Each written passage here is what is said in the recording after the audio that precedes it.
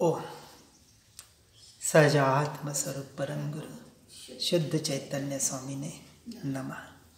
सिद्धवादिनय षट द्रव्य गुण पर्याय और प्रमाण का जड़ कर्म चेतन बंध का अरु कर्म के अवसान का कह कर स्वरूप यथार्थ जग का जो किया उपकार है उसके लिए जिन वाणी माँ को वंदना शतवारी है, वंदना शतवारी है, वंदना शतवारी है।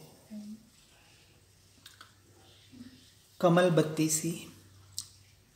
32 गाथाओं का ग्रंथ जो कमल स्वभावी भगवान आत्मा की पहचान करावे, उसमें एक प्रश्न पूछा गया,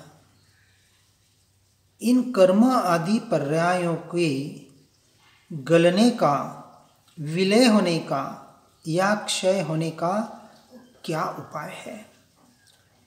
तो इसके समाधान में तारण स्वामी गाथा 5 में बताते हैं, नंद अनंद रुवम चेयन आनंद पर्जावगलियम च ज्ञानेन ज्ञान अन्मोयम अन्मोयम ज्ञानकम शिपनम च। अर्थात अपना सत्स्वरूप आत्मा सुख स्वभावी अनंत चतुष्टयधारी और आनंदमय ही है। हमेशा अपने में प्रसन्न सुखी आनंद चिदानंद में रहने से पर्याय गल जाती है और दर्शन ज्ञानोपयोग के स्वभाव में लीन रहने से सारे कर्म क्षय हो जाते हैं। अभी धर्म की महिमा अपने सत्स्वरूप की सत्ता शक्ति को नहीं जाना, अपना स्वाभिमान अपना स्वयं का बहुमान नहीं आया, इसलिए इन कर्मादि पर्यायों से इतना भयभीतपना रहता है। इनकी सत्ता मानते हो, इन्हें महत्व देते हो, अपनी सत्ता शक्ति को देखा नहीं, जाना नहीं, इसलिए सारी ये भ्रांति खड़ी हो रही है। परंतु अपना आत्मस्वरूप सुख स्वभावी और आनंदमयी ज्ञानानंद स्वभावी ही है। जो ज्ञानी साधक अपने सुख स्वभाव ज्ञानानंद में प्रसन्न मस्त रहते हैं, उनकी समस्त पर्यायें गल जाती है, सामने दिखाई ही नहीं देती है, और दिखाई भी दे तो वहाँ से तुरंत दृष्टि हटाकर अपने ज्ञान स्वभावी आत्मा पर ले जाने का प्रयास और पुरुषार्थ ज्ञानी पुरुष निरंतर करते रहते हैं। इसलिए ये जो पर्याय है यह तो एक समय की ही होती है। उधर से दृष्टि हटी हो और अपने स्वभाव में डटी हो तो पर्याय का तो पता ही नहीं चलता और वह निर्जरित यानी क्षय को प्राप्त हो जाती है। पर्याय की कोई सत्ता अस्तित्व नहीं है, वह तो असत है, क्षणभंगुर है, नाशवान है ही। उसकी सत्ता मानना, उसे महत्व देना ही अज्ञान है। यह निश्चय की अपेक्षा से समझना है। एक समय की पर्याय है, पर्याय की अपेक्षा से पर्याय सत है, परंतु द्रव्य की अपेक्षा से पर्याय असत है। और जब तक पर्याय को असत रूप स्वीकार नहीं करेंगे, सत स्वरूप आत्मा की तरफ हम दृष्टि नहीं कर पाएंगे। उस अपेक्षा से कथन यहाँ कहा गया है। कथन की अपेक्षा को समझने का प्रयास करना है। इसलिए पर्याय के अपेक्षा से पर्याय का अस्तित्व है, परंतु द्रव्य की अपेक्षा से यानी सम्यक दर्शन और केवल ज्ञान के लिए उसकी सत्ता के स्वीकार को अस्वीकार करना ही पड़ेगा। क्यों? क्योंकि वह क्षणभंगुर है, नाशवान है, निरंतर उत्पाद और व्यय हो रही है। ऐसे उत्पाद व्यय के काल में भी जो चैतन्य ध्रुव सत्ता, ऐसा जो भगवान आत्मा है, और ऐसे भगवान आत्मा में ऐसे ज्ञान स्वभाव में लीन रहने पर सारे पूर्वबद्ध कर्म क्षय को प्राप्त हो जाते हैं, यानी विलय को प्राप्त हो जाते हैं। यदि दृष्टि पर्याय के ऊपर करेंगे तो कभी भी निर्जरा तो बहुत दूर की बात, संवर भी नहीं हो सकता। इसलिए यह जो कर्म है यह कैसे है, तो पुद्गल है, जड़ है, अचेतन है, और पर्याय एक समय की है। दो बात बताई, एक तो जड़ पुद्गल द्रव्य का परिणमन, यानी मन वचन काया कर्म, कर्म के उदय, ये सारे अचेतन तत्व है, जड़ है, पुद्गल के परिणमन है। इनकी पर्याय इनकी अपेक्षा से, यानी जड़ की पर्याय जड़ की अपेक्षा से जड़ में परिणमित हो रही है। इससे मुझे अंश मात्र भी लेना देना नहीं है। परंतु मोह राग द्वेष रूपी यह मेरी पर्याय, ये जो हर क्षण उत्पाद व्यय हो रही है, यह पर्याय भी एक समय की मात्र है। एक समय में एक पर्याय उत्पन्न होती है, दूसरी व्यय होती है, और व्यय होती है उसी क्षण दूसरी उत्पन्न होती है। और यह उत्पाद व्यय होने की वजह से, क्षणिक होने की वजह से मेरा स्वरूप नहीं है। यह स्वयं के ज्ञान में जानने में आता है। इसका हमें निर्णय करना पड़ेगा। हम जान रहे हैं कभी सुख होता है, क्षण में दुख आ जाता है, एक क्षण में भाव पलट जाते हैं। बहुत बार हम देख रहे हैं कि जैसे कुछ दुख हमें घेरा हुआ है, कोई हमें संकट घेरा हुआ है, कोई चिंता हमें घेरी हुई है, और विचार करें उसी क्षण आपके कोई बहुत घनिष्ठ व्यक्ति का फोन आ जाए कि आपके फलाने आपके बेटे का, माँ का, पति का, या किसी का भी एक्सीडेंट हो गया, तो जिसकी आपकी चिंता थी कि बिजनेस के बारे में या और किसी के बारे में भी जो आप चिंता कर रहे थे, क्या अब वो चिंता रहेगी? एक क्षण में पलट जाएगी। सारी चिंता एक बाजू रखकर हम क्या करेंगे? तुरंत वहाँ हॉस्पिटल में भागेंगे। अब हमारे वहाँ के विकल्प शुरू हो जाएंगे। एक क्षण में विकल्प कैसे बदल जाते हैं, ये हम सीधा अनुभव कर सकते हैं। यह ज्ञान में जानने में आ ही रहा है, परंतु अपना उपयोग इनकी तरफ होता है तभी यह देखने और जानने में आते हैं। अब विचार करें, पहले उपयोग चिंता में था तो वो जानने में आ रहा था, और जैसे ही फोन आया उपयोग कहाँ गया? उस दूसरी तरफ गया, एक्सीडेंट वाले विषय में गया। अब वो देखने और जानने में आ रहा है। तो ये एक क्षण में पलटने वाली ये पर्याय, तो जहाँ अपना उपयोग ढलता है वही देखने में और जानने में आता है, और अपनी अज्ञानता और मिथ्या मान्यता से इन्हें हम अच्छा और बुरा मानते हैं। कोई अच्छी बात हो तो उसे हम अच्छा मान लेते हैं, कोई बुरी बात हो तो उसे बुरा मानते हैं। अच्छे में हम अपने को सुखी मानते हैं और बुरे में अपने आप को दुखी मानते हैं। यह सुख दुख जो मान्यता है, यही बंधन है, कर्म बंधन का कारण करता है, काम करता है। इनको और अपने ज्ञान स्वभाव को लक्षण भेद से सर्वथा भिन्न करने पर, मानने पर अपना सत्स्वरूप शुद्धात्म तत्व लक्ष्य में आता है। यानी ये जो बाहर के परिणमन हो रहे हैं, मन वचन काया के क्रिया जो कर्मों के उदय से हो रही है, ये जो विकल्प जो हो रहे हैं, सारे भाव हो रहे हैं, सारे उदयागत भाव है, और ऐसे उदयागत भाव मेरा स्वरूप नहीं हो सकता। ऐसा निर्णय करके, वहाँ से भेद ज्ञान करके, जो अपने ज्ञान स्वभाव की ओर, यानी अपने लक्ष्य को सत्स्वरूप शुद्धात्म तत्व की ओर करता है, तो वह अपने पूर्ण वितरागी स्वरूप में आ सकता है।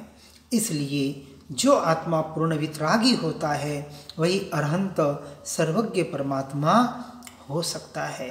वैसे ही सर्व प्रकार के कर्म और रागादि भावों से भिन्न, न्यारा, स्वतंत्र मैं ज्ञायक स्वभावी भगवान आत्मा ही हूँ, ऐसा जिसकी समझ में आता है वही सर्वज्ञ स्वभावी आत्मा को पहचानता है और आगे परंपरा से उसका अनुभव करके सम्यक दर्शन प्राप्त करके केवल ज्ञान से निर्वाण तक की यात्रा करता है।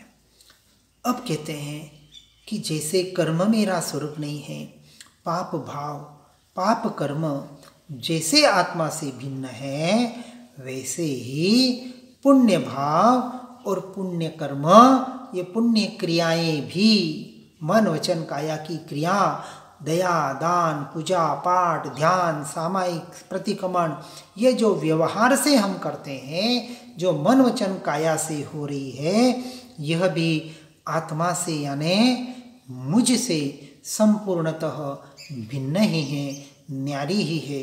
इसका निर्णय ज्ञानी पुरुषों को होता है।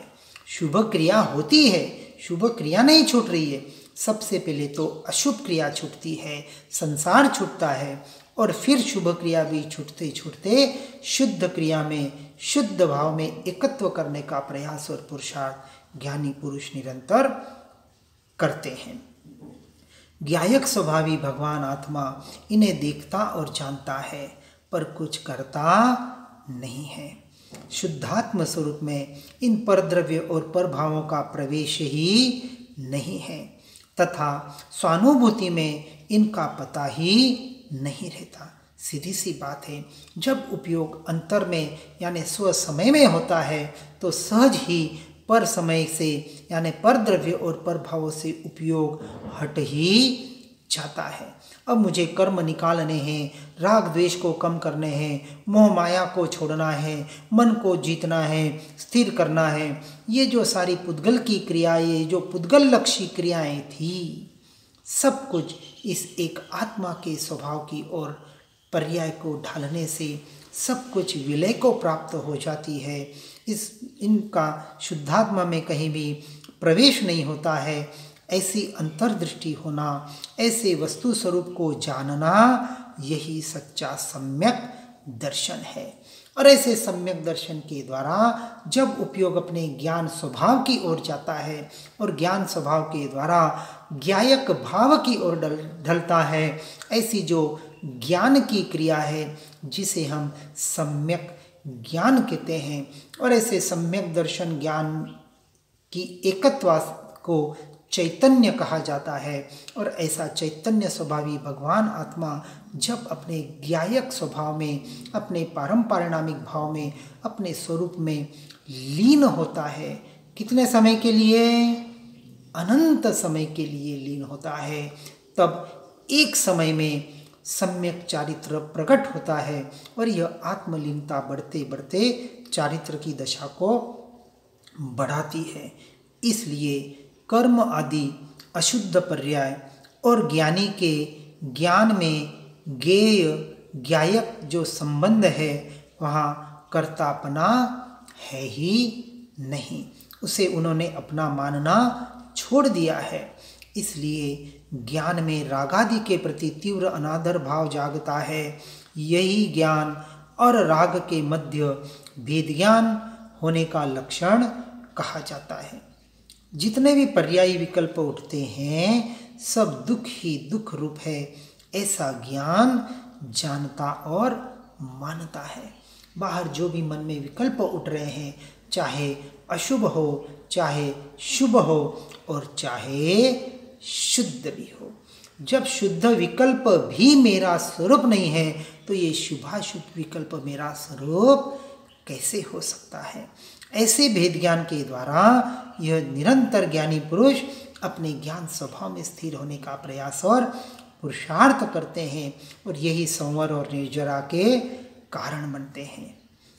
जितने भी पर्यायी विकल्प उठते हैं सब दुख ही दुख रूप है, ऐसा ज्ञानी पुरुषों के ज्ञान में निरंतर जानने में आता है।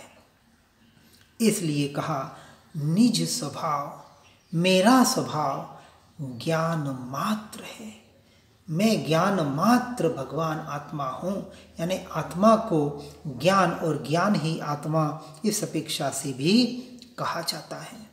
क्योंकि आत्मा में अनंत गुणों में मुख्य गुण ज्ञान अवस्थित है, परंतु ज्ञेय ज्ञान के भेद ज्ञान से शून्य होने के कारण स्वयं को ज्ञेय रूप जानता हुआ अज्ञान रूप परिणमित होता हुआ अज्ञानी उनका कर्ता अपने आप को मानता है नहीं है, मान रहा है। जब आत्मा में जो ज्ञान अवस्थित है और उस ज्ञान में जो ज्ञेय जानने में आ रहे हैं, यानी जो 5 इंद्रियों के द्वारा और मन के द्वारा जो जानने में आता है उसे ज्ञेय कहा गया। यानी द्रव्य मन के द्वारा जो जानने में आया, ऐसे ज्ञेय के ज्ञान में और ऐसा ज्ञान भेद ज्ञान से शून्य होने की वजह से अज्ञानी को भी जानने में आ रहा है और ज्ञानी को भी जानने में आ रहा है, परंतु ये जो जानने में आ रहा है वहाँ अज्ञानी भेद ज्ञान नहीं करता है और ज्ञानी का निरंतर भेद ज्ञान और भेद ज्ञान पूर्वक टंकोत्कीर्ण निर्णय चलता है। और ऐसे अज्ञानी भेद ज्ञान से शून्य होने के कारण स्वयं को ज्ञेय रूप जानता और मानता है, यानी अपने आप को परद्रव्य रूप और परभाव रूप जानता है और उसका कर्ता भोक्ता अपने को मानता है और इसकी वजह से अपने भावों को बिगाड़कर भाव कर्म करता है और भाव कर्म से ज्ञानावरणादि 8 कर्मों का बंध करता है, जिससे शरीरादि 9 कर्म का उदय होता है। उन उदयागत परिणामों में फिर एकत्व, ममत्व, कर्तृत्व, भोक्तृत्व करके फिर कर्म का भाव कर्म करके बंध करता है। अनादिकाल से ऐसे यह कर्म की परंपरा चली आ रही है और ज्ञानी इसको समझकर वहाँ से हट जाते हैं, परंतु अज्ञानी उनका कर्ता भोक्ता बनता है और उनके निमित्त से होने वाले विकार और स्वभाव को एक मान रहा है अतः यथार्थ विचार नहीं कर पाता। ये जो विकार हो रहे हैं उसे ही मैं क्रोधादि, यानी कोई क्रोध वाला हो, कोई मान वाला हो, कोई माया वाला हो, कोई लोभ वाला हो, उसको उस रूप मानता है और स्वयं को भी उस रूप मानता है और कहता है क्या करें, हमें बहुत क्रोध आता है, बहुत लोभ कषाय हमारे में पड़ी हुई है, अब कषायों को कैसे निकालूं। तो वो कषायों को अपना स्वरूप और स्वभाव मानकर अपने आप से भटक जाता है और उसको एक मानने की वजह से यथार्थ विचार नहीं कर पाता है और फिर कहीं न कहीं पाप से हटकर पुण्य में, यानी दया दान आदि से धर्म होने की मान्यता को मानता है, व्यवहारिक क्रियाकांड को और कषायों को मंद करे और धर्म हो, ऐसी विपरीत श्रद्धा, स्वभाव व विभाव को पृथक जानने रूप विचार भी नहीं करने देती। अनादिकाल से धर्म के नाम पर भी कहीं न कहीं अशुभ से हटकर सिर्फ शुभ क्रियाओं में मन वचन काया को स्थिर करने रूप क्रियाओं को, चाहे किसी भी प्रकार की क्रिया हो जो पर लक्ष्य से है, उसमें विपरीत श्रद्धा करके मिथ्यात्व का ही, यानी मिथ्या दर्शन का ही पोषण करता है। इसलिए ऐसे स्वभाव और विभाव को पृथक जानने रूप जो विचार करने की भेद ज्ञान और भेद विज्ञान की क्रिया थी, उसे वह यथा योग्य नहीं जानने की वजह से कर भी नहीं पाता। परंतु जो जीव ऐसे वस्तु स्वरूप को जान लेता है, पर द्रव्य पर भावों को पर और स्वभाव को स्व मानकर भेद ज्ञान और भेद विज्ञान के द्वारा स्व पर का श्रद्धान करता है, यानी पर को पर रूप और स्व को स्वरूप भेद ज्ञान के द्वारा, भेद विज्ञान के द्वारा, पहले विकल्प के द्वारा फिर उसके श्रद्धान के द्वारा स्वीकार करता है और अपने को पर से भिन्न जाने तो स्वयं के आश्रय से संवर और निर्जरा रूप सम्यक दर्शन, ज्ञान और चारित्रक रूप परिणमित होता है और परद्रव्यों का अपने से भिन्न रूप श्रद्धान होने पर के लक्ष्य से होने वाले पाप और पुण्य और अपेक्षा से कहें तो आश्रव और बंध छूटने लगते हैं, यही एकमात्र मुक्ति का सच्चा मार्ग है।